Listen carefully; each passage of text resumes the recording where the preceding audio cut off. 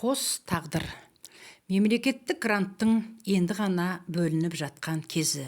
Ауылда пәленшенің қызы немесе ұлы грант егері болыпты дегенді естіп, бүкіл ауыл қуанатын еді. Мінекей бүгінде бір ауылдың, бір сыныптың қос қызы, жақын құрбылар екеуі де грант егері атанып, арман қуып, ауылын қимай ару қала Алматыға жол тартты. Таныс тамыры жоқ, ешбір туысы жоқ, үлкен қалаға қыздарын жіберіп, әке-шеше, ата-әже жандарын шүбірекке түйіп, сары уайымға салынып қалды. Ұлжалғас пен Гүлдана екеуі бала кезден бірге өскен, қылықтары, мінездері бірдей құрбылар, не істесе де бірге келісіп істейтін жандар. Әке-шеше, туған туыс бәрі жиналып, бар тыққан, сақтаған, сүрлегендерін беріп жіберген болатын. Ертерек келіп жатақханаға орналасып, қалталарындағы аздаған ақшаға қаланы қызықтап, көрікті жерлерін тамашаламаққа шықты. Әне-міне дегенше оқу жылы басталып кетті. Ауылдан келген аңқау, адал, нәзік жанды екеуі ашық-шашық киінген қыздарды көріп, ұялыңқырап, өздерінің үстілеріне бір көз жүгіртті. Күн батса қоршаудан аттап шықпайтын, үлкеннің алдын кеспейтін, ары үшін жанын садаға ететін, бекем тәрбие алған, ағаның ашуынан, әкенің қақарынан қорқатын бұл аруларға жеңсіз, қысқа етек киім көздеріне оттай басыла түсті. Көктемгі алау гүлдердей алаулаған қыздардың топ ортасында келе жатқан аққұба өңді қос бойжеткенге көптің назары ауа түсті. Ұқыпты өрілген шаштары, етегі тобықтан асар аспас кең көйлек киюі олардың ауылдық екенін аңғартып тұрғандай. Оларға қарап кейбіреулер табиғи боямасы жүздеріне тамсанса, біреулер саусағын шошайтып кемсітіп әлек. Жұрттың көз қарасынан аяғына тұсау салынған арғымақтай екеуі қинала әрең қадам басып жатақханаға кіріп кетті. Қасындағы бөлмелес группалас қыз Айдана да қаланың ақсаусақ қыздарының бірі. Ауылдық екі құрбы қыздар алғашында Айдана мен онша тіл табыса қоймаған мен кейіннен жақын аралас құралас болып кетті. Айдана оларды қаланың тіршілігіне бейімдеп, бірте-бірте қыздардың жүріс тұрыстары өзгеріп сала берді. Етек жеңдері ақырын-ақырын тізеден асар аспас болып қысқарды. Заманға еліктеймін деп, жаманға еліктеп жүргенін олар қайдан білсін. Оқуда озат қыздар сессияда білімнің кәдеге жарамай қаларын, бәрін көк қағаз шешерін білмеседі. Сессияның соңы көк қағазға келіп тірелгенде екеуі де абдырап қалды. Мысық пен тышқан ұқсап, мұғалімдердің соңынан қанша жүгірсе де баға қойып берер ойлары жоқ.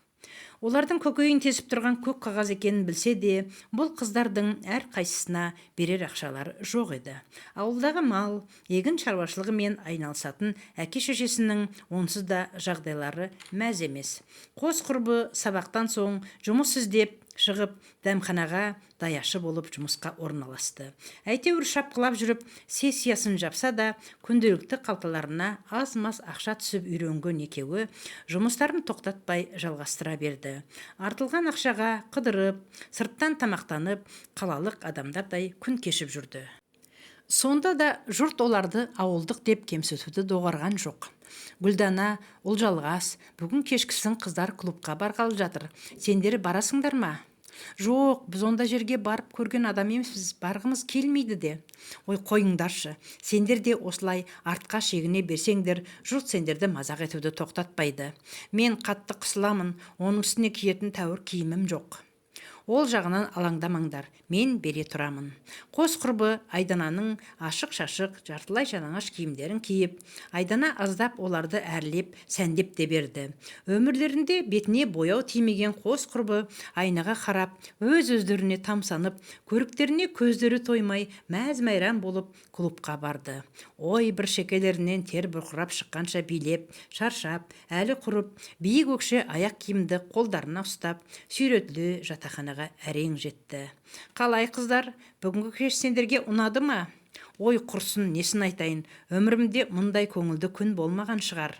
Саған, Гүлдана, ұнады ма? Билеп шаршағаным соншама, сөйлеуге әлім жоқ. Рахмет саған, Айдана, өмірімізге мән кірді. Сендерге бір қызық айтайын ба? Жоғарғы курстың жігіттері сендерден көз ала алмай қалды ғой. Сендерді ауылбай деп жүрген қыздар қызғаныштан өртенуге шақ қалды. Мұның бәрі сенің арқаңда. Саған көп рахмет. Қос құрбы күн өткен сайын көктемгі масатадай құлпырған гүлдердей жайнап, жүздері нұрлана түсті. Лапылдап жанып, лақылдап тасып, жарқылдап күліп, тотыдай таранған күлім көз ару қыздарды көргенде, жігіт атаулының бәрі түгел көздерін ала алмай қалатын. Ешкімнің жігерін жасытпай, көңілін қалдырмай, ешкімнің алдын кескестемей, кездескен қиындықты өздері ғана еңсеріп, қателігін өздері ғана түзетіп, кеңдігіне тереңді сай болып жүрген ақ көңіл арулардың көралмас дұшпандарының болары ақиқат. Аузы қисық болса да байдың баласы сөйлесін дейтін заманда өмір сүріп келе жатқандықтан бұл жағдай жоғарғы оқу орнының студенті, шенеуніктің шіренген кісімсінген мінезді бай әкенің дәулетіне шалқыған ерке бойжеткен Анельге оңай қоймады. Жігіт атаулыны артынан күшікші жүгіртетін бай қанша атанған Анель қос құрбыға шүйлігіп алды. Өйткені оған назар аударар жігіт жоқ. Кісіге жақсылық жасауға бейім, жапа шексе, көбіне адалдықтан, аңқаулықтан жапа шегеді. Жан баласына жамандық тілемейді. Ешкімге залалы жоқ, шуағы мол, еңбекқор, көп оқып, көп тоқитын. Біреулер секілді көкірек керіп, дауыс көтеріп де жатпайтын. Кішіпейіл, кілтін тауып сөйлете алсаң, жүрекпен тербеп сөйлейтін қос құрбының маңына жемге келген құстардай жігіт те, қыз да жинала қалатын. Бұл көрініс Анельдің одан ары ашу ызасын күшейтті. Жолдан тайғыш, әзәзілге бой алдырғыш Анельдің ендігі бар көздегені арамзалық пен алаяқтыққа жүгініп, олардың абыройына нұқсан келтіру болатын. Жүректі жібітіп, көңілді етер жылы сөздің адам атаулының хаммасына ұнайтыны әлімсақтан белгілі. Жылы-жылы сөйлей, олардың шыбауырына кіріп, періште құрбының кейпіне енді. Аңғал, ақ көңіл, басқалармен қарым-қатынас кезінде ізгі ниеттілік, шынайы тілектестік, ілтипаттылық пен жайдары қабақ, жарқын жүзлік танытатын, сұратпай-ақ басқаға көмектесуге әзір тұратын, басқаны көңілдендіруге, шаттандыруға, қиындықтан құтқаруға құмар ақ жүрек қос құрбы Анельді шынайы құрбы ретінде қабылдады. Алайда періште кейбіндегі құрбының ішкі әлемінде шайтанның жасырынып жатқанын олар білген жоқ. Олжалғас, ана Анельдің бізге жылы қабақ танытқанына қуанып тұрмын. Оның бізбен құрбы болатыны жете ұйықтасам да түсіме кірген емес. Иә, рас айтасың, мен де қуанып тұрмын. Әлгі ертеңгі шақырған қымбат клубқа барамыз ба? Өзі шақырып, ақысын төлеп тұрса, неге бармасқа? Барайық. Дұрыс айтасың, барсақ барайық. Қос құрбы ертеңгі күнді асыға күтіп, тәтті қиялға батып, ұйқыға кетті. Себебі Анель оларды өңкөй бай қуатты адамдар баратын қымбат клубқа шақырған болатын. Абай атамыз алтын көрсе, періште жолдан таяды дейді. Періштеден садаға кеткір-ай, періште алтынды не қылсын? Өзінің көрсе қызар сұмдығын қостағалы айтқаны, деп Айдана секілдерге дәл арнап айтқандай. Даңқ кімнің күліп тұрса басында, сатқындық та бұғып жүрмек қасында демекші. Айдана қос құрбысын аз ғана ақша үшін сатып кетті. Клубқа барар алдында олардың суына ұйықтататын дәрі қосып берді. Жол бойы қос құрбыны ұйқы қысып, бастарын әрең көтере клубқа жетіп барды. Гүлдана, менің қатты ұйқым келіп тұр, мүмкін кері қайтармыз. Менің де ұйқым келіп тұрғаны, бірақ келіп тұра кері қайтқанымыз жарамас. Анель ренжіп жүрер, бір кіріп шығайық. Иә, ренжіп қалар, онда аз ғана уақытқа кірейік те шығайық. Екеуін Анель бір топ өзі секілді, қара басының қамын ойлайтын, өзімшіл, зұлымдық қиянатпен болса да мал, мансап, мақтан табуға құмар, өз керегінің түбіне ешқашан жете алмайтын, барды бағалаудан жұрдай, ақшаға өмірдегі бәрін сатып алуға болады деп ойлайтын өзімшіл жігіт қыздармен таныстырды. Қыздар, алкогольді ішімдік ішесіңдер ме? Жоқ, біз ондайды аузымызға да алмаймыз. Әй, Бағлан, ауылдың қыздар ішуші ме еді? Сен де қызық сұрақ қойдың ғой. Ұйқылы ояу, ішпесе де мас адамның күйін кежіп тұрған қос құрбы намысқа тырысып, ішімдікті ішіп жіберді. Одан әрі не болғаны естерінде мүлдем жоқ. Таңертең екеуі де бүкіл денесі қақсап, бөгде үйде оянғанда, екеуі де есеңгіреп қалды. Жатын бөлме, 2 адамдық төсек, төсек жанындағы үстел үстінде аздаған ақша және керемет кеш үшін рахмет деп жазылған бір жапырақ қағаз ғана. Екеуі де естерінен адасты.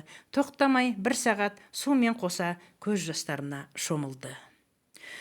Өмір жолында қиындықпен қоса адам деп айтуға ауыз бармайтын адамдарды да болатынның тағы бір дәлелі.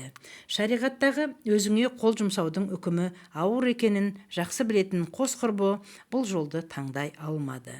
Қыз баласы үшін ең асыл да қымбат пәктігін кірлету өте ауыр да қиын екенін бүкіл әйелдер жақсы білетіні мәлім. Олардың жан күйзелісін сөзбен жеткізу мүмкін емес. Әділетсіз қоғам, не тәйірі жігіт жаза басқан екен, кейін түзеліп кетеді деп сабазыңды кешіре салары сөзсіз. Ал қыз баласын ешқашан кешірмейді. Өмір бойына осы бір күнәһарлықтың ми батпағынан шыға қоюы екі талай емес пе? Иә, олардың бұл сәті тозақтық азап іспеттес болды. Ағыл тегіл жылап, күш қайраттарынан айырылған қос құрбы сүйретіле жатақханаға әрең жетті. Айдананың азғындығынан бейхабар қыздар періште кейпіндегі жалған достың етегіне құлап жылап жіберді. Әй, сендерге не болған? Мына түрлерің не? Құрбым бізді айтуға ауыз бармай тұр. Аңғал, ақкөңіл қыздар бар болған жағдайды көздерінен жастарын сыға отырып, қорс етіп мұрындарын тартып баяндап берді. Жандарым-ау, нелерің бар еді ішімдік ішіп, көрпелеріңе қарай көсілсеңдер болмай ма? Ол ішімдікке бола бұлай естен тана құлауымыз мүмкін емес болар. Айдананың көздері шарасынан шығып кете жаздады. Онда неге түк сезбедіңдер? Соны өзіміз де түсіне алар емеспіз. Қос құрбының түрлері адам шошырлық. Екі көздері домбығып, көп жылағаннан өңдері қуарып, тірі өліктей отыр.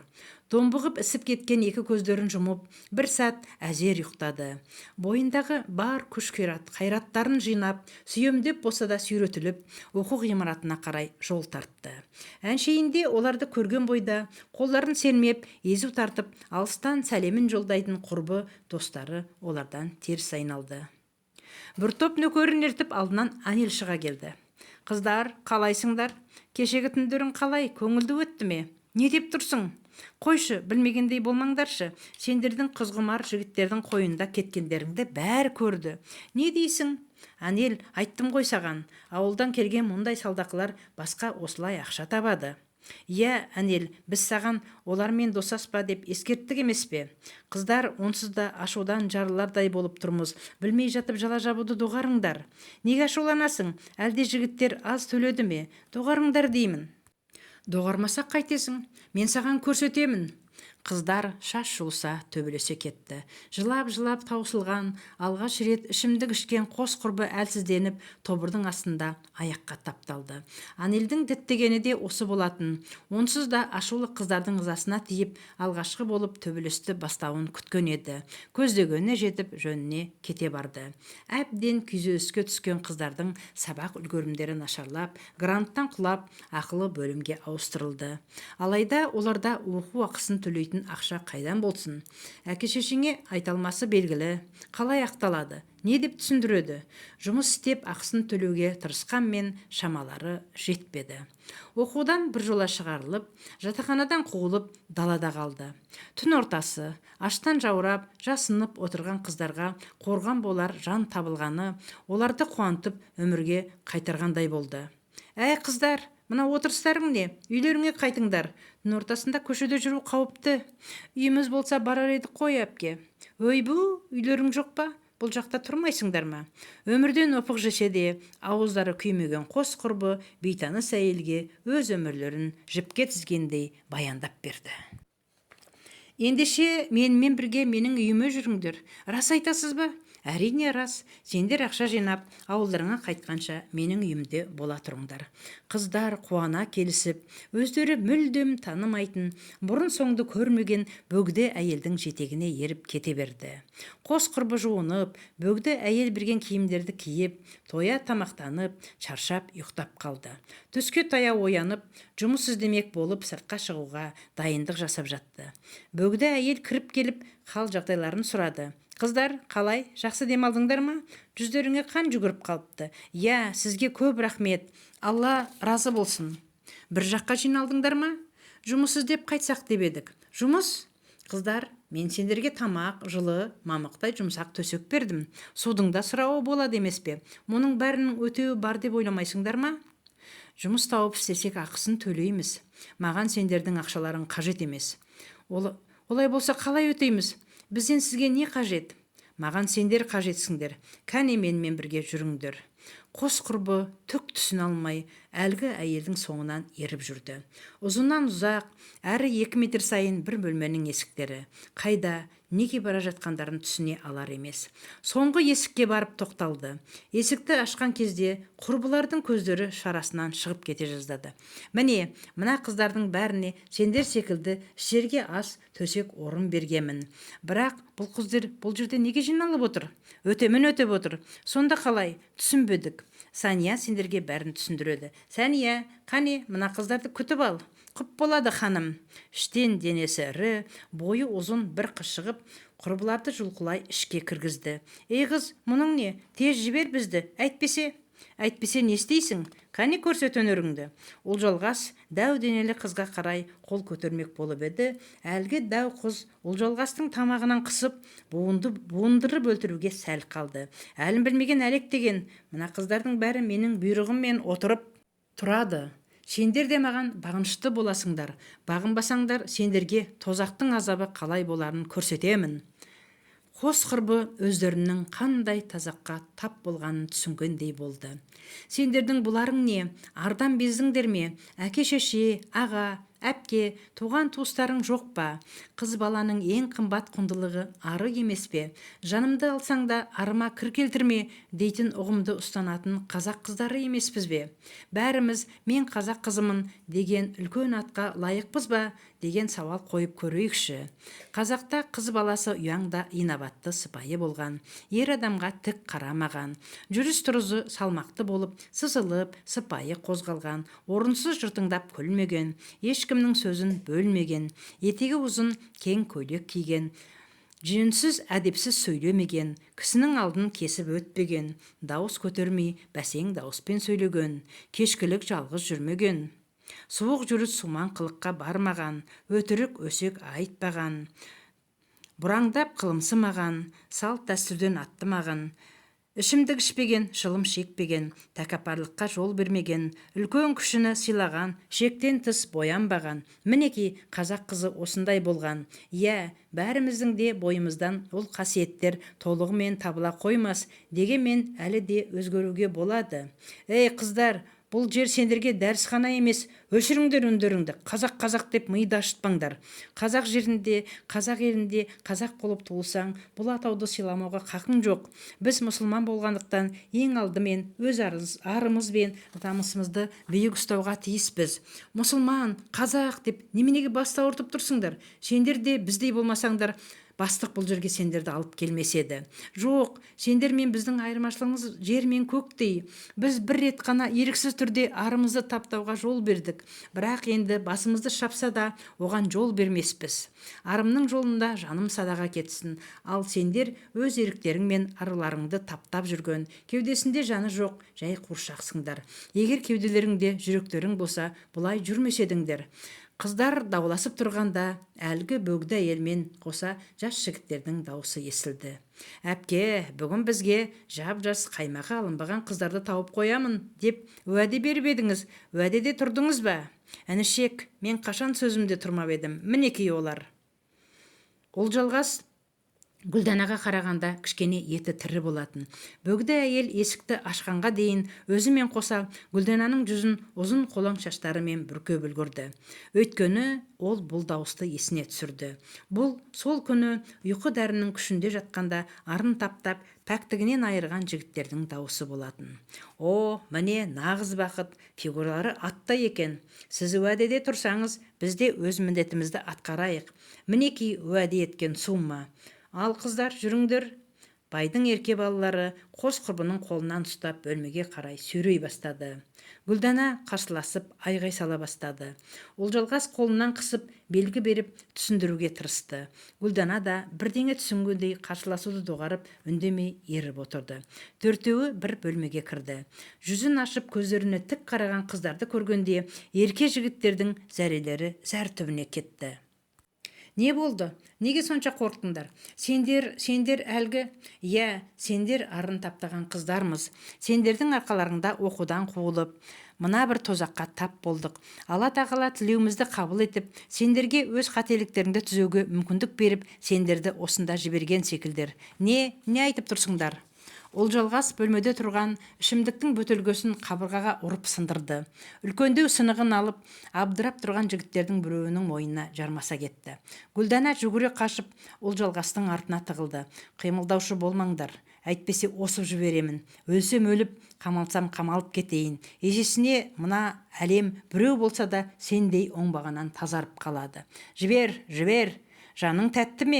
Өлгің келмейді я? Ендеше сен екеуің бізді мына жерден алып шығасыңдар. Не, армандаушы болма. Ендеше соңғы тілегіңді айт. Мына табынып жүрген әпкелерің өзінің артын ашпау үшін сенің өлігіңді көзге көрсетпей құртып, жабулы қазан күйінде қалдырса керекті. Мен ештеңеден қорықпаймын, жоғалтар ештеңем жоқ. Олжалғас жігіттің мойнындағы шиша сынығын одан әрі тақай түсті. Жаны қиналса керек, жігіт көп күттірмей келісімін берді. Жарайды, сендерді алып кетемін. Бірақ қалай? Ол оңайлықпен келісе қоймас. Жаңа ғана қалай бізді сатып алсаң, дәл солай тағы сатып ал. Жоқ, ол аз ақша сұрай қоймас. Ол жағы сенің шаруаң. Қашан құтыламын деп ойлама. Адамнан жасырсаң да Алла бәрін көріп тұр. Біздерді қайда жүздестіргенде Алланың ісі. Өлімнен емес, өлімнен кейінгі өміріңді ойла. Жарайды, қазір сөйлесемін. Сен барып келісіп кел, ал оған дейін мына досың кепілде болсын. Олжалғас тұтқынындағы жігітті итеріп жіберіп, екіншісіне жармаса кетті. Аңқау ақкөңіл қыздың мұндай қылық шығады деп ешкім ойламаса керек. Жалмауызға да жан керек деген осы болар. Байдың ерке тотай жігіті әлгі белгісіз әйелмен сөйлесіп тұр. Екеуінің келісе алмай тұрғаны айдан анық көрініп тұр. Бір кезде әйтеуір жігіт жақсы жаңалықпен оралды. Төртеуі бірге бұл мекеннен алыстап кетті. Міне, бұл әрекеттерің жігітке тән. Қыздың арын таптауға ешкімнің құқығы жоқ. Бұл сендерге сабақ болсын. Сендер әлақ жазаларыңды тартасыңдар. Ауылдағы хабар ошарсыз бізді уайымдап, қайғыдан қан жұтып отырған әке-шешеміздің көз жасы, біздің көз жасымыз сендерді жібере қоймасы анық. Сендерді қарғыс атсын, Алла жолына салдық. Айтқандай заттарымызды алып бергендеріңіз үшін көп рахмет. Қос құрбы құтылғандарына қуана, бірден ауылына жол тарту үшін Олжалғас ұялы телефонын сатты. Өздері әлі күнге дейін нағыз құрбы санап жүрген Айдана мен қоштасып кеткенді жөн көріп, оған жолықты. Бар бастан өткендерін баяндап берді. Айдана олар мені қосыла еңкілеп жылап алды. Түн ортасы таңның атқанын күткісі келмеген қос құрбы ата-ана туған туыспен қауышуға асығып таксиге отырды. Көздегендері ауылдағы ағайынға тезірек жетіп, өзгелерге әлгі тозақ мекен жайлы жеткізіп, құлдықта отырған қыздарды құтқару болатын. Өздерінің шамасы келмесін біліп, өзгелердің көмегіне жүгінгенді жөн көрді. Түн ортасы таксиде жандарын шүберекке түйіп келе жатты. Қаладан шыққан соң көлік бұзылып, жүргізуші оларды басқа көлікке салып жіберді. Бұл екі қыз қорыққандықтан алғашқы таксиге мінгенде Гүлдананың телефоны мен көліктің номерін бұзылып, басқа көлікке отырғандарын құрбысы Айданаға қоңырау шалып айтқан болатын. Бірақ екінші көліктің номерін бере алмады. Онсыз да өмірлерін ойран еткені үшін жаны азапталып жүрген Айдана олардың аман-есен өз үйлеріне жетуін Құдайдан тілеп отырды. Гүлданаға хабарласып, енді телефоны сөндірілуі. Үрейге бой алдырып, жанын қойырға жай таба алар емес. Қайта қоңырау соғып жатыр. Сөндірілу телефон қайта қосылмады. Ақымақ адамдай түні бойы ары бері жүріп бір көз ілмеді. Араға 2 күн өтіп, қос құрбыны іздеуге бүкіл Алматы кірісті. Полиция қызметкерлері, ерікті қаншама жастар. Бір апта өтіп, айдаладан 2 қыздың өлі денесі табылды. 2 қыздың өліміне себепкер болған Айдана есінен алжаса жаздады. Қос құрбылары ең соңғы болып көрген сол болғандықтан тергеуге алынып, шыдай алмай бар шындықты баяндап берді. Сол сәтте-ақ әлгі жердегі жезөкшелер мен олардың жеңгетайы тұтқынға алынды. Байдың ерке балалары әлгі 2 жігіт пен Анел сол күйі жазасыз қалды. Алғашқы отырған таксист жігіт те өзінің кінәсіз екенін, көлігі бұзылып, оларды басқа көлікке мініп кеткенін дәлелдеп жазадан босатылды. Алайда екінші мінген көліктері де, жүргізуші де, өлдірген қанішер де сол күйі табылмады. Сол күннен бері Айдана күндіз күлкі, түнде ұйқыдан айырылды. Қыздарын дипломмен күткен ауылдастары табыт пен қос қыздың мәйітін күтіп алды. Кінәлілер мына өмірде жазасыз қалғанмен, Алла тағала жазасыз қалтырмасы хақ. Қос тағдыр, қос құрбының күлі көкте ұшты. Бұл оқиғаның орнын алғанына 14 жылдай уақыт өтіпті. Баяндап берген аты өзгертілген кейіпкер Айдана. Жан азабы, ар азабы әлі күнге дейін маза бермей жатқан көрінеді. Оған қарсы жаман пікір жазбауларыңызды сұраймын. Анел жол апатынан сол оқиға орын алған соң көп ұзамай қаза болыпты. Бұл оған берілген жаза ма, әлде жай сәйкестік пе белгісіз.